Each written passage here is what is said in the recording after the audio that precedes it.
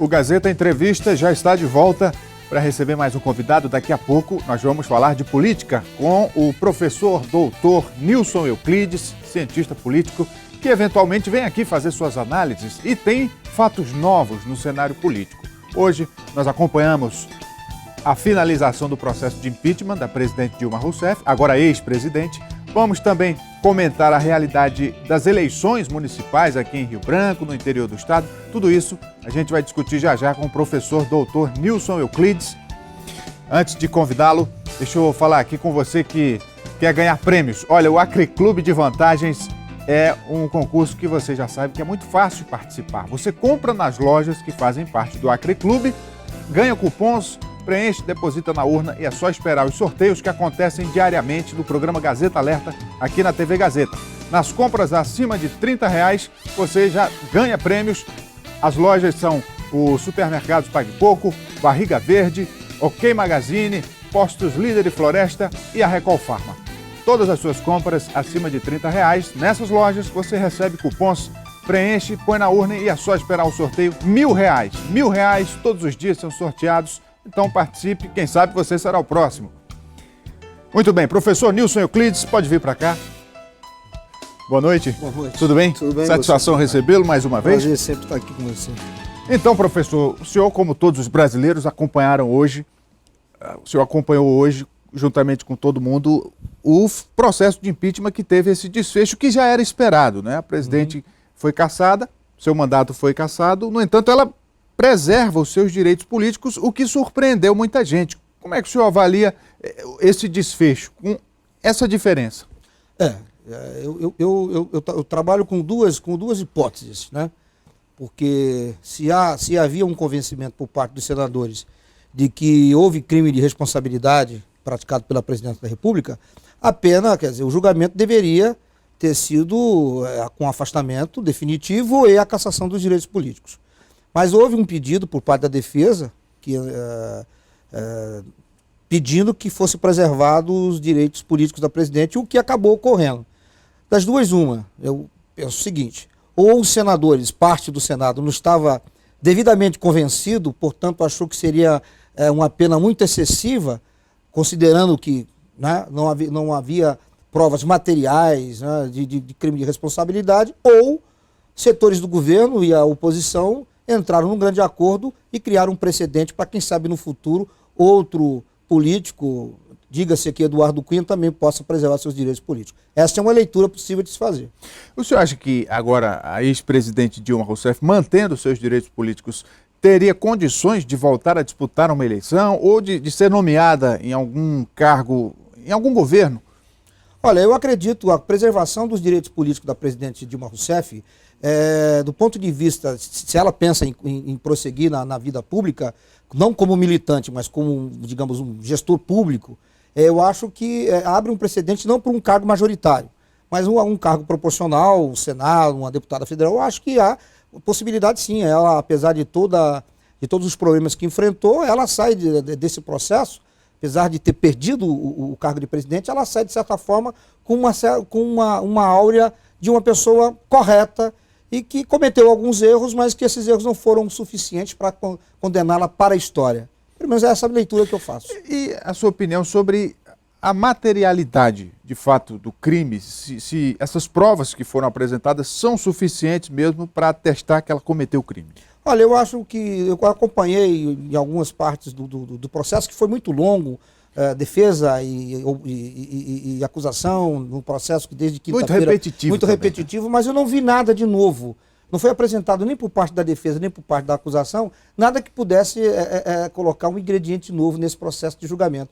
O que eu acho é que os argumentos usados pela acusação, eles são insuficientes para se levar um processo de impeachment da forma que foi levado. Eu acho que o ambiente político, e eu acredito que para entender esse processo e o desfecho trágico por parte da presidente da República, a gente tem que entender como é que terminaram as eleições de 2014.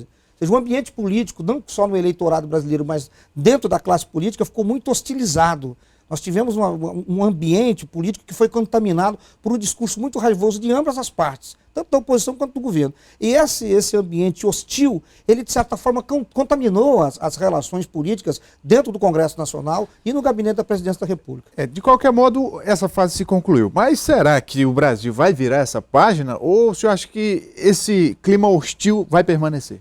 Olha, a imprensa internacional, como sempre, é muito mais, ela me parece que entende muito mais o Brasil do que o próprio... Porque olha de um modo frio, né? E sem muita paixão. Então, se a gente deixar de lado essa questão da paixão e esse fla-flu, que de certa forma contaminou as eleições e também se ampliou para o processo de impeachment, ou seja, havia uma disputa para ver aqueles que eram contra e a favor da permanência da presidência da República. Então tem muita gente comemorando. Mas o Brasil não vai ficar melhor amanhã.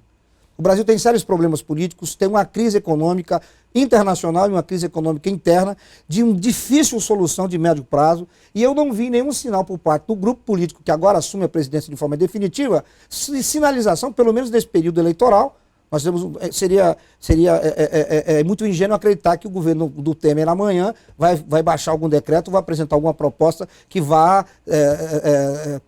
fazer o eleitorado se voltar contra ele. O PMDB tem interesses nas eleições municipais, e sempre foi muito bom para isso. O PMDB é um partido que tem uma capilaridade muito grande no eleitorado brasileiro, e ele vai, provavelmente, se houver alguma mudança, digamos, uma medida mais ostensiva, mais impopular, ela virá a partir do ano que vem. Mas as demonstrações que o governo tem dado é que elas serão insuficientes para tirar o Brasil dessa profunda crise. Eu ainda quero falar das eleições municipais. Como é que o senhor está avaliando o processo, especialmente nas grandes cidades do Acre? Rio Branco, Cruzeiro do Sul. Olha, vamos até a Rio Branco. Eu acho que se repete o que tem ocorrido nas últimas 3, 4 eleições municipais. O PT novamente consegue, mesmo num período de muito conturbado, onde a legenda tem uma avaliação muito negativa, mas a estratégia eleitoral desde o primeiro dia de governo do Marcos Alexandre foi, obviamente, tentar construir nele uma figura de uma liderança jovem, um gestor competente. E da metade para o final, quando essa questão da corrupção envolvendo o PT e a questão do impeachment tomou dimensões muito grandes, o que ocorreu foi uma estratégia de distanciamento da figura do prefeito da legenda do PT. E a gente verifica isso hoje no processo de campanha. Você vê que há um distanciamento, se preserva o 13, porque é impossível você fazer campanha sem um número. Mas as cores, o discurso, a própria indicação da Socorro Nery como vice, indica que o PT procurou se apresentar para o eleitorado acriano como uma gestão que tem uma aprovação significativa por parte do eleitorado e que, de certa forma, não tem muito a ver com esse PT nacional. Mas todo mundo sabe que a política real não é bem por aí. Essa última pesquisa divulgada pelo Ibope, que coloca o Marcos Alexandre com 57% das intenções de voto. Isso foge àquela média histórica de eleições muito apertadas. Será que é isso mesmo? É porque nessa eleição a oposição conseguiu fazer pior do que fez nas eleições anteriores. Se você pegar, por exemplo, os últimos 6 meses, a confusão que foi esse processo, com exceção da candidatura da Eliane Sinhazic, que era o nome que vinha sendo cortejado, vinha sendo trabalhado para ser indicada pelo PMDB, o restante da oposição mergulhou num caos, numa desordem, numa discussão, numa briga interna terrível, o que ajudou significativamente a candidatura do Marcos Alexandre. E a Eliane Sinhazic com o PMDB fica como essa oposição, mas eu acredito que sem força suficiente para virar o jogo. Pelo menos a avaliação de momento que eu faço é essa. Outro fator que chama a atenção é o clima da eleição, que está bem menos acirrado do que em outras épocas. Será que é porque nós estamos ainda há mais de um mês da votação? Olha, existem duas questões significativas. Eu vou até fazer um link com a questão do impeachment. Um analista, me parece, não sei se foi do jornal inglês ou americano, disse que o processo de impeachment e a retirada legalmente, todo o processo legítimo da presidência da República vai produzir no eleitorado brasileiro uma alienação maior. Eu acho que todo esse processo de impeachment, corrupção, colocou o eleitor muito mais afastado do processo político. E considerando também que é uma eleição que tem características diferentes das demais, o recurso financeiro está diminuído, a questão do tempo, enfim, são vários fatores, mas eu atribuo mais ao certo desencantamento mesmo de parte do eleitorado que não se contagia e não tem, digamos assim, encontrado mesmo, optando por uma ou outra candidatura, optado para fazer uma participação mais, digamos assim, mais ostensiva, mais efetiva. Então nós vamos ter uma eleição morna dentro daquilo que a gente mais ou menos esperava já com as modificações que foram feitas na legislação.